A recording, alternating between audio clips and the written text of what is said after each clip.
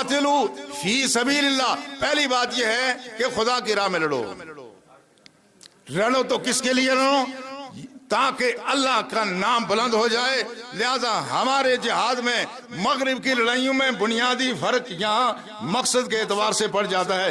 یہاں قتال کا مقصد اعلاء کلمت الحق ہے، مغرب کی لڑائی کا بنیادی مقصد زمین کا حصول، تیل کا حصول، اور اسلامی ممالک کے جو خزانے اللہ نے اس دھرتی میں چھپائے ہوئے ہیں، یہ ان خزانوں کی خاطر لڑتے ہیں، یہ خدا کے خاطر نہیں لڑتے۔ اس لیے ان کے فوجی ڈپریشن کا شکار ہو کے خودکشی بھی کرتے ہیں، حرام کی موت مرتے ہیں۔ ان کا فوجی مر جائے تو دوسرے دن لاش سے بدبو آتی ہے۔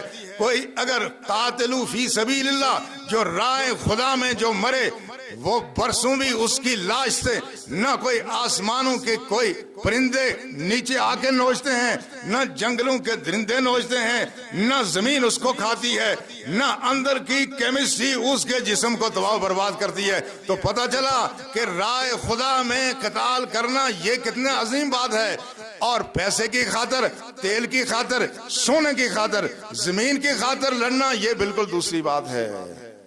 تو اللہ نے قرآن میں فرمایا یاد رکھو اگر تم اس کے علاوہ لڑو گے تو پھر یہ جہاد نہیں ہوگا۔ وَقَاتِلُوا فِي سَبِيلِ اللَّهِ الَّذِينَ يُقَاتِلُونَكُمْ، کن سے لڑو؟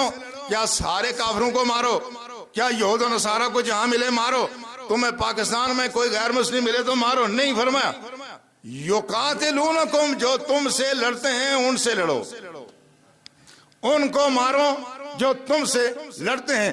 اس میں یہ نہیں ہو سکتا کہ کہیں کسی ایک قوم کے ساتھ اگر ہماری لڑائی ہے تو ہم اس کے فوجیوں کے علاوہ سول آبادی پر کبھی کسی قسم کا کوئی ظلم روا نہیں رکھا جا سکتا۔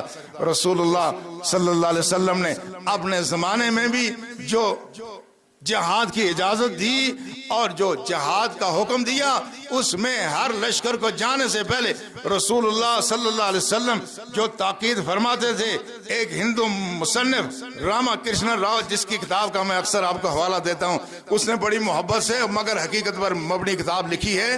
وہ کہتا ہے ان دا ایج آف بربرزم بیٹل فیلڈ وال آلسو ہیومنائزڈ، وہ کہتا ہے اس زمانے میں جب کہ بربریت تھی۔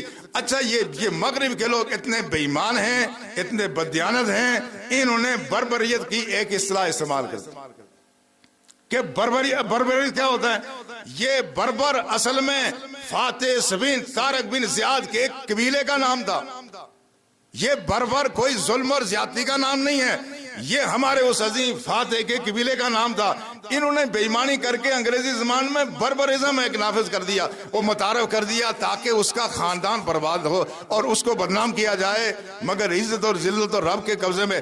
مگر یہ کہتا بربرزم کی اب اصطلاح استعمال ہو گئی۔ اس ہندو مصنف نے کہا کہ بربریت کے زمانے میں محمد عربی صلی اللہ علیہ وسلم فدا ہو ابی و امی، فرمایا انہوں نے تو میدان جنگ کو انسانی اقدار سے روشناس کرا دیا۔ بربریت کے زمانے میں بھائی میدان جنگ میں بھی کوئی دشمن کو بھی معاف کرتا ہے۔ یہ کہتا ہے انگریزی میں بڑی تفصیلی اس نے کہ کسی کو چیٹ نہیں کرنا، دھوکہ نہیں دینا، کسی کے ساتھ دغا نہیں کرنا، اور کسی کے ساتھ عیب شکنی نہیں کرنا، بچوں کو قتل نہیں کرنا، خواتین کو قتل نہیں کرنا، اور وہ لوگ جو اپنی عبادت گاہوں میں عبادت کرتے ہیں ان کو نہیں قتل کرنا، اور درخت بھی جو پھلدار درخت ہیں ان کو بھی قتل نہیں کرنا، اور دودھ دینے والے جانوروں کو بھی قتل کرنے سے اپنے ہاتھ کو کھینچنا۔ جس نبی نے اور جس اللہ کی دین نے ہمیں پھلدار درخت بھی کاٹنے سے منع کیا، وہ انسانوں کا قتل عام کیسے اس کی اجازت دے جا سکتا ہے؟